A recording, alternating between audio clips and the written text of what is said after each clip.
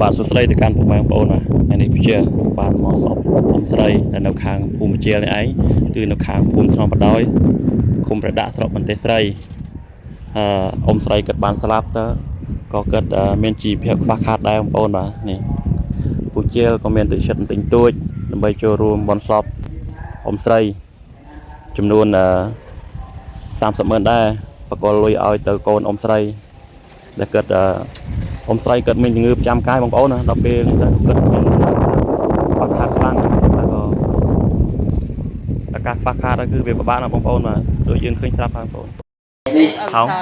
គឺអរគុណបាទឲ្យយោដល់អាដាក់ចំក្រោយឲ្យត្រៀមខ្លួនដើម្បីជំនាញស្លាប់ហ្នឹងក៏យើងគឺបនគឺទានចេតាសិលហ្នឹងដើម្បីត្រៀមស្លាប់ទៅខ្លួននៅក្នុងការរំលែកទុកហ្នឹងទី1របស់ខ្លួនដែរ